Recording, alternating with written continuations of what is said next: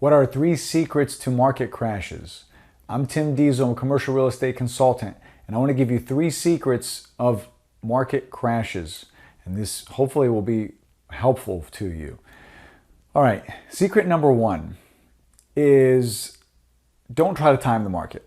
Anybody trying to time the market doesn't know what they're talking about.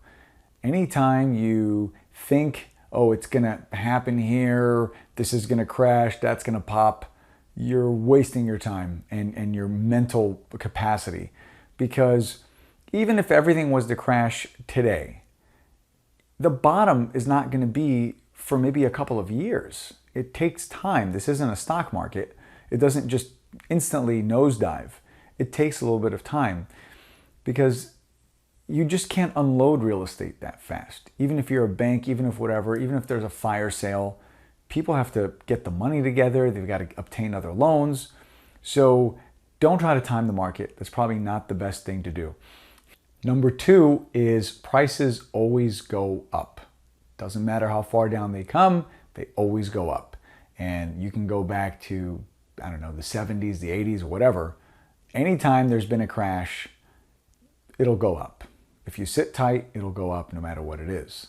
And eventually there's going to be another boom and another bust, and it's going to keep happening. It's not like it's the last one. So don't look at it as, oh, if I buy at the top now, I'm going to get killed. There's going to be another top.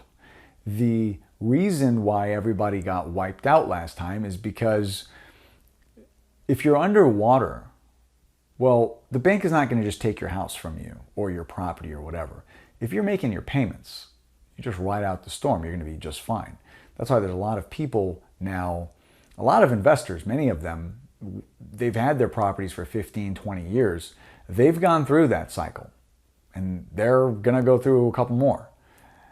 They're just fine because they weathered the storm. So they were at the bottom.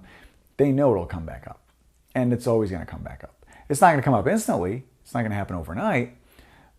But everything that was 2009, 2010 was at the bottom, 2011, well, that's all turned around now.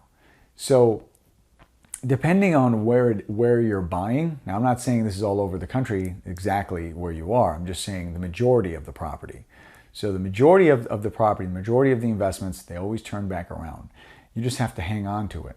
So hopefully you're not going to buy at the top and sell at the bottom. Hopefully you're just going to, if you buy at the top, you're going to let it ride a little bit. So any investment you're trying to make should be long-term. You shouldn't be trying to get in and get out of commercial real estate. Unless you're a developer, unless you're developing something and you want to sell it. Most of the time, if you buy something, make sure it cash flows, make sure it takes care of you. It's a good value-add opportunity, and you're going to keep it for a longer period of time. Secret number 3, anytime there's a crash, there's always bargains to be had. And there's a couple of them, a couple of ways to position yourself. Now, if you're fortunate enough and you have a lot of cash, then you're in great shape. Because when something goes down and it crashes like crazy, banks want to get rid of it, investors want to get rid of it, and if you have cash, you can clean up a lot. You can do very, very well. Now, the other way you can do it is structure creative financing. Creative financing doesn't work as well right now in today's market because banks are giving money and there's plenty of investors with cash.